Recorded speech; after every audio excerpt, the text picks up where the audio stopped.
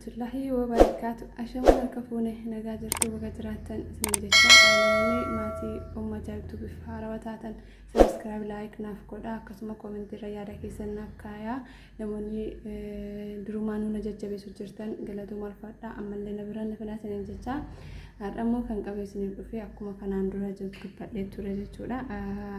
Kal tuffaaha yookaan bishaanii appilii jechuudha.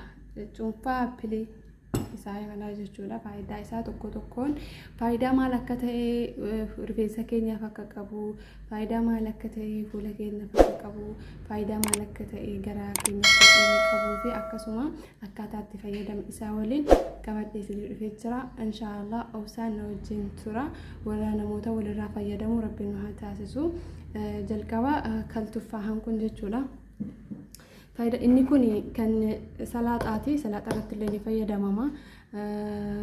Kan ta'anuutu ani akkaataa itti fayyadamsa akka rifeensa addatti immoo inni jira jechuudha. Kan wama kamittuu fayyadamuudhaaf kophaa isaatti jechuudha. Okay, kan tuffaahan faayidaan jalqaba inni rifeensa keenyaaf nuuf qabu forforii rifeensa keenya keessa jiru yookaan arabiidhaan qishir jedhamu ni balleessa. Qishir miti qishir jedhamu jechuudha ni balleessa. Rifeensa dhiccitu yookaan yaa'u akka inni yaa'an akka inni ciccinne ni taasisa. Ammallee hidda rifeensa keenya ni jabeessa jechuudha. Rifeensi keenya gaafa hiddi isaa jalli baakteeriyaa adda addaatiin miidhame akka cituu fi akka yaa'u taasisa. Kanaafiyyuu inni immoo isa kanaaf gahee guddaa taphata. Akkasuma ammallee immoo baakteeriyaa rifeensa keenya keessa jiru fakkeenyaaf kan akka hooqsisaa yeroo tokko tokko rifeensi keenya nu hooqsisa ni hooqna akkamatti si'oosisa waa tokko osoo hin qabneyyuu nama hooqsisu akkasumallee deebishee firiina takka rifeensa keessatti nama baantu jira hidda rifeensaa jalatti jechuudha nama hooqsisantu jira wantoota sansaniif illee kun baakteeriyaa kamuu rifeensa keenya keessa kan jiru kan ajjeesu ta'a jechuudha. Amma illee mootu rifeensa keenya ni bareechisa yookaan ni luuccessa akka inni malkii gaarii qabaatu taasisa. Baay'ee yoo harkaan qaban akka lallaafu akka waliin qaban akka walitti wal keessan deemee godha jechuudha rifeensa keenya. Akkasuma ammallee of jaallachiisa jechuudha rifeensi keenya gaafa nuti fillee dibnee waan nurraa barbaachisu isaaf goonee soorata gaarii argatee hiddi isaa fayyaa qabaatee gaafa jedhe ofii isaatiin ni tola jechuudha. Gaafa nuti immoo kan hunda godhuudhisne rifeensa keenya irraa of deebisne ni ciccitaanii yaa'aa walitti qabata addaan nu bahuu rikkisaadha jechuudha. Inni kun gahee guddaa taphata yeroo dheeraadhaaf isa kana fayyadamneetu osoo turre walitti qabatee baay'ee miidhamu jechuudha mataan keenya. Akkaataa itti fayyadama isaa mootu na waliin tura. Akkaataa itti fayyadama isaa immoo jechuudha. Akkuma argaa jirtanii kun as biratti kan tuffaahaadha. Inni sun mooya wardaadha. As biratti immoo maankaasa tokko zayit isa kana jechuudha zayitii kana naaturaa sirriirankaa coconut oil kan jedhu kana jechuudha yookaan arabiidhaan immoo zayitii jozar hindiidha. Isarraa tokko yoo inni hin jiraanne immoo zayitoonni baay'ee bareedaadha. Zayitoonni maanka tokko ani garuu amma isaa kan itti barbaaduun isin agarsiisuuf hojjechaa jira malee isin amma isin ga'u isintu beekaa jechuudha. Fakkeenyaaf akkaataa itti fayyadama isaa isin agarsiisuu barbaadeeti. Ergasii kuni mooya wardaadha. Kuni mooya bishaanii yookaan asiira yookaan cuunfaa tuffaaha yookaan appiliiti. Isa hamma kanatti naqxanii kanarratti immoo maal dabaltanii bishaan dhoowwaa jechuudha. Bishaan dhoowwaadha.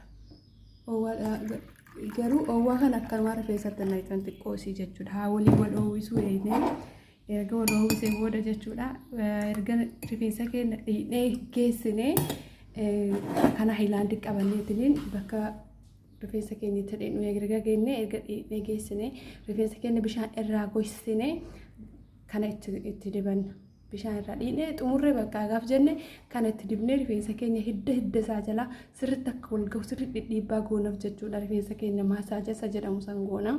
Erga sanii booda itti dhiifna jechuudha. Haa ittiin dhiisuu jettan bishaan fira lolaa hin dandeetta. Yoo osoo fira lolaan itti dhiistan immoo shittaa tokko yookaan immoo foolii badaa tokko hin qabu. Inni kun immoo urgaa dhafillee uma kamiifuu bareedaa mooya wardaadha. Yookaan bishaan roos water bishaan ilillii jedhama akka Oromootti haadhatti bishaan isaati jechuudha. Waan baay'ee fayyadaman kan dhiquun barbaachisu jechuudha isa. Itti dhiiftan jechuudha. Ergasii immoo rifeensa keessan filtanii bareechitanii marsanii waan feetan gootanii dhiisuu dandeessanii isa kana. Kan itti aanu immoo rifeensi kan tufaan kun fuula keenyaaf faayidaa inni qabu isiniif hin ibsa amma beekutti jechuudha. Fuula keenyaaf jechuudha namoonni shifliinaa qabu jechuudha. Fuulli keenya shifliinaan nama kamittuu ni ba'a ergasii ni bada gadaan isaa ni hafaami gadaan isa hafu san immoo fuula keenya ni qulqulleessa jechuudha. Kaltuffaan kun gadaan isaa hafu kana fuula keenya ni qulqulleessa amma illee immoo fuula garii yoonnaa dhiqanneetiin hin jennu yoo kireemiitiin dibnee ta'ee fuulli akkas addaatee qoqonca'uuf ta'uun jiru isa saniifillee jechuudha. Baakteeriyaa fuula keenya keessaa qaama keenyaa guutumaan guututti kun baay'ee gahee guddaa taphata jechuudha. Itti fayyadamaatti dhiyaadha laala. Amma illee immoo fuula fakkeenya boqorra nama diddiimatti akka waan xabaasa'uuf deemuu nama fakkaatu akka waan dhodhoo'u yeroo garii ta'u isa sanilleef dawaa guddaadha jechuudha. Innaa akkaataa itti fayyadama isaa mooya wardaa kana isa kana maankaa tokko ammas immoo kana maankaa tokko waan akkasitti naqxanii erga sanii waliin dhodhoyitanii gaafa waliin dhodhoyitan mindiila yookaan sooftiin fuulaa kamii kiyyaa diqqoo wayiin jirtu yoo isiin hin jiraanne sooftii mata'ee haa ta'u sooftiin tuyxanii fuula keessan irratti riiddanii ergasii fuula keessan maasaajatti hin gootan jechuudha. Inni immoo namni asasiyyaa fuulaa qabu baay'ee hin danda'u nama guba waan ta'eef asasiyyaa fuulaa namni qabu baay'ee tahammaluu hin danda'u. Namoonni asasiyyaa hin qabneef immoo obsaati kan itti baay'isaa xiqqoo kan irra dhoosisa kan irraa maankaa gimmaash godhaa xiqqeeffadhaa. Hammeenya biraa qabaateetii miti garuu hasaasiyyaa waan dura fuulli keessan qabuuf baay'ee isin gubatu isinitti dhagahama. Akkasitti fuula keessaniif illee faayidaa guddaa akka fuulli keenya ifuu cululuqanii wazii akka inni qabaatu taasisaa qulqullina fuula keenyaatiif baay'ee barbaachisaadha. Kunillee akkuma beektan jechuudha kanas fayyadamanii baay'inaan fuula irra fayyadamanii kunis akkasuma jechuudha dabaltanii. Amma illee garaa keenyaaf illee gaafa dhuyne faayidaa guddaa qaba akka tuffaahan. Mas faayidaan inni gaafa dhuyneef nu fayyadu jechuudha. Duraan dursoo hunda dura namoota hedduu kan afaan keenyaa foolii qabu jira jechuudha. Isa kana maankatti fuunee jechuudha maankatti fuunee abbuuqqannee akka nama afaan keessa shafatuu goonee daqiiqaa muraasa afaan keenya illee cufnee funyaan keenyas cufnee dheena nama gubanii ni gubaa gara ilkaanitti ergamnaawwan keessa ni seena ni qulqulleessa jechuudha. Jaraasima yookaan jarmii ilkaan keessa erga keessa jiran ni gubaa akkasuma immoo arraba keenya illee jarmiin adda addaarra jiraachuu mala jechuudha sanis ni balleessa. Foolii keenya funyaan keenya keessa jiru san shittaan isa kanaa deemee kara funyaanitis kara afaanitis keessa deema baakteeriyaa afaan keenya keessa jiru akkuma jirutti inni ajjeesa. Ilkaan keenyallee inni addeesse inni ilkaan rigattanuu maajuun wajjin walitti dabalaa itti rigadhaani ammas deebi'ee ilkaan dhiigu jechuudha. Ilkaan baay'inaan dhiigan akkan dhiigni ni taasisa jechuudha. Ilkaan rakkoo inni dhiigu namni kamuu beekaadha ni beektanii akka inni dhiigni taasisa akka inni fooliin dhooyni taasisa fooliin ajaawwan afaan keenya keessaa bahu akka hin baane ni godha jechuudha. Jarmii ajjeesuu irratti gahee guddaa taphata jechuudha. Amma illee mootu namoota dhibee sukkaaraa qaban dhibee sukkaaraa baay'inaan namni hin qabu nuti hin qabnu jechuudha akka bashaatti. Dhibee sukkaaraa kanallee haqimisaa akka hin baay'anne ni xiqqeessa jechuudha. Akkasuma dhibee adda addaa qaba dheedaa deemanii dhufan qaama keenya akka dhibee kanneen ofirraa ittisu tajaajila jechuudha. Qaamni keenya dandeettii dhibee ofirraa ittisuu ni qabachuu gaaffisa kanarraa soorata fudhanne amma illee immoo dhibee kaansarii karam beenee nama yaadannee nama mudatuuf inni kun baay'ee barbaachisaadha. Ammallee borcii namoonni garaa keessan borcii qofa balleessuudhaaf baay'isanii yaaddan jirta wantoota adda addaa fayyadamtan borcii inni kun ni balleessa borcii ni kaasa jechuudha.